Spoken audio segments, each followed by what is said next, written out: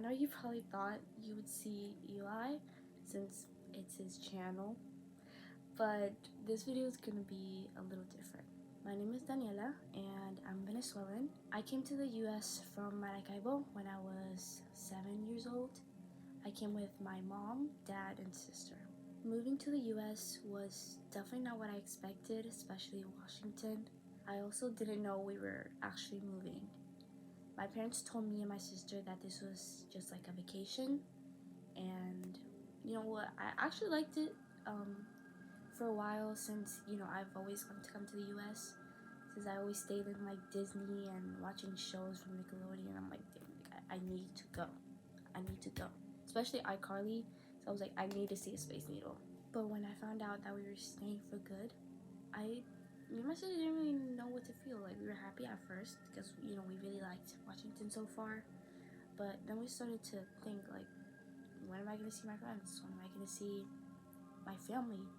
The old house we used to live in. My dogs. I loved my dogs. That's the first thing I worried about, actually. And eventually I really started to miss the warmth in the mornings that I used to feel. And eventually, next thing I knew, I got enrolled into school when I knew zero English. Zero. Me and my sister, the minute we stepped into school, we obviously got separated because my sister Nikki, she was starting 5th grade and I was starting 2nd grade. And the second I walked into class, like all eyes were on me. And I just had this random teacher trying to use her 1% of Spanish she probably learned in high school or college, trying to use it on me. And after a couple of days of going to school, I hated it. It was such a different environment. Like, the old school I used to go in was tiny, and I knew all of the students. Like, I grew up with them, and now I just am in a random big, like, it was a gigantic school for elementary school. And I knew nobody. Nobody really understood me. I wouldn't blame them because, I didn't know English. But it just didn't feel at home at all. I never really felt comfortable at school. And plus, I couldn't really make connections with anybody since I always got taken out of school constantly for English lessons.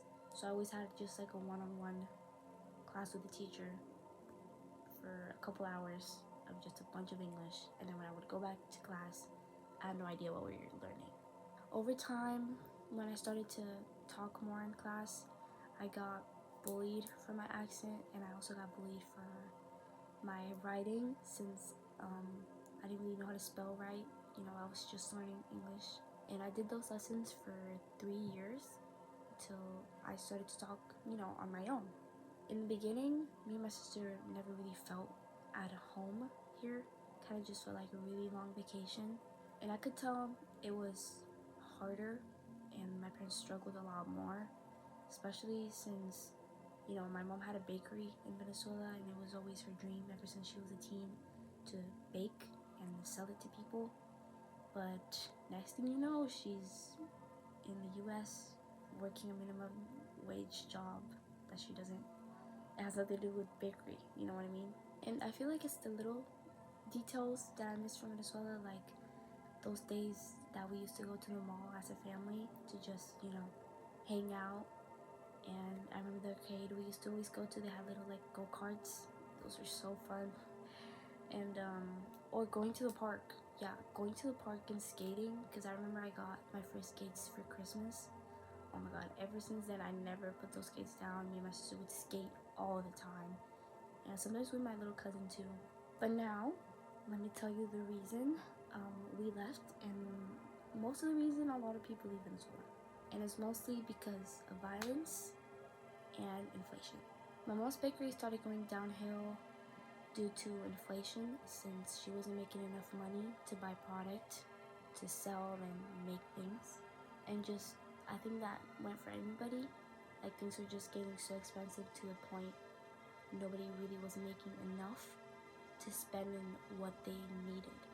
And since my parents were really strong in what they believed in, they didn't believe in the government, what was going on in Venezuela, we used to go to a lot of protests, and my dad was the one that usually went on his own and went to a lot of them. Since he went to a lot, he got drawn attention to him by the bad people, I guess, that work for the government. And let me tell you what those people do. So these people get paid by the government, and what they're usually supposed to do is go on motorcycles armed and just go around neighborhoods, go around places that like people just walk by, and just warn people and spread the word about the government and the president and how you should never rebel and all that stuff. And if they saw anybody like, doing the protests, like spreading the opposite word, they would warn them, even rob them or kill them. And yeah, one of those people was my dad. He got tracked down by those people that worked for the government, and they tracked down where he worked, which was my mom's bakery, because they owned it together. They went into the bakery, they robbed my mom, they held them at gunpoint, and they took everything. They took all the valuable stuff, even phones. They took phones, all the cash from the register, just valuable things in the bakery. And our house, my grandma's house, which we lived in, was close to the bakery. It was like right by it. So when I needed anything, I would just go around the back, and there was like a little like window connected to the, not connected, but like at the bakery, and I would just knock on it. And if I needed anything from my parents, just anything in general. So I was there, knocking by myself, knocking, and nobody was answering. I was like, "Where's my mama and papa?" Like they usually answer pretty quick. When I didn't know, on the other side of the wall, there was these old people like in there. Like I could have just opened it. And yeah, my dad opened the window a little bit, and he looked like really anxious. I just remember. And he was like, wait, Daniela, wait. And I just stood there and waited. If those people found out that I was still knocking and the house was right by, they could have easily just went in there and done way worse things, because they've done it before. They've done it to other people. They go into people's houses, tie them up, take all the valuable stuff, and even rape some of the girls in the house, and kill people, like kill even animals that are living in there. So yeah, anytime you heard a motorcycle, you just know it was them. It was them to just go around and kind of make people nervous and anxious just by hearing a motorcycle. Like I remember my mom told me that when we were here, she would literally get like paranoid or like anxious just by hearing the sound of a motorcycle. And that's kind of like one of the main things a lot of Venezuelans have when they first move here. They're just really paranoid. Like my mom, no matter like which place we are, even if it's like super wealthy place, she says never leave stuff out in the car. Like always have your purse like gripped, because she still like has that paranoia of like thinking people are out to rob her or anything like that. So that was kind of like my dad's last straw, I guess. So to calm everything down, he moved to the US for a little bit with my aunt, because she already had lived here, and he was just kind of basically in his own little vacation, and he thought everything was gonna calm down. But when he came back, he found out that those people found my grandpa's car, which they thought it was his car, and they spray painted all over it. And what the spray paint said was "Fuera escuálido." Maybe I can put the definition right here, something, I don't know. But basically what it means is to get out. Get out or things will get worse. And escuálido was something that like they called people that, went against the government, was like the opposing side of everything that was going on. So when we saw that, like my parents decided to pack our things and leave and come here. Right now, Venezuela is still struggling a lot, even more, like when I left, and people are starting to lose hope in the options they have. A couple months ago, actually, there was an election, and even though the other president, the better president, I guess, the one that was the runner-up, he got elected, he got most of the votes, it was rigged. It was messed with. And the president that we still have now is still the president. The one that has made everything worse. The one that doesn't help these people. The one that makes all these people go hungry. That's why people just feel like they have no options. They can't fight because we don't really see any change. Like, it's been years and the worst things are still going on. Like, people can't get basic necessities, like going to stores.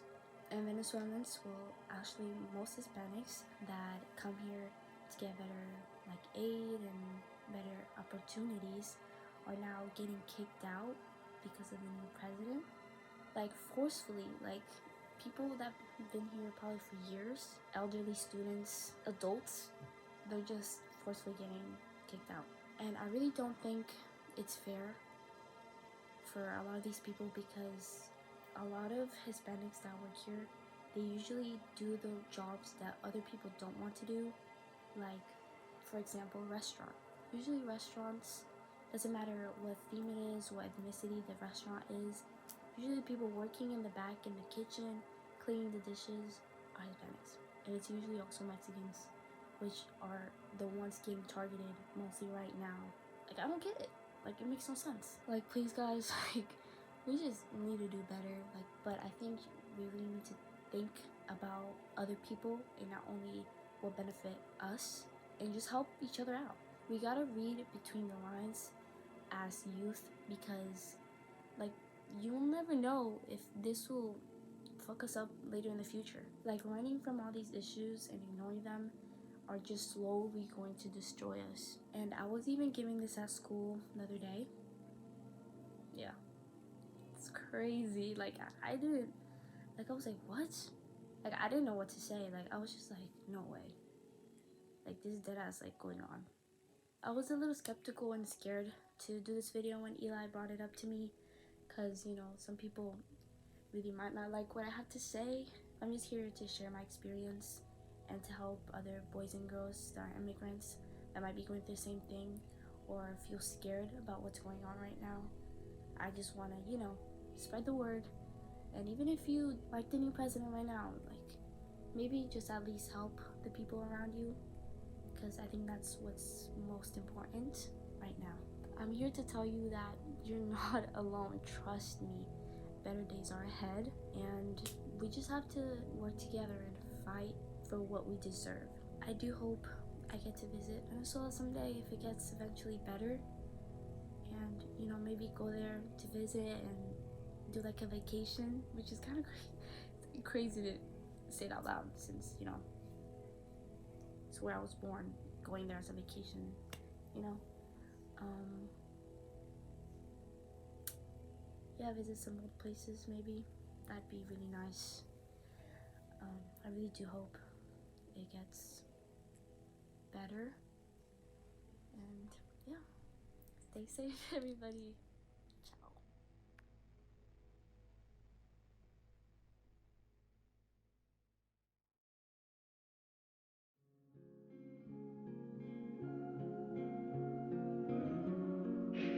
Hola, Daniela.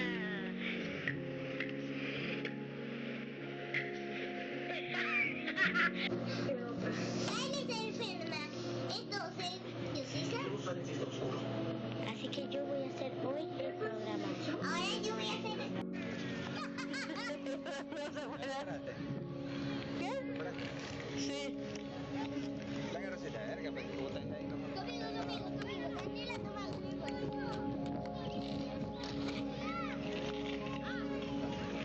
Ya vaya.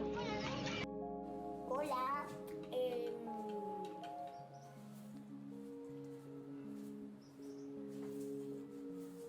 Uy, hablan mucho. Vamos a hacer un acto que se llama Los pájaros sin alas. Y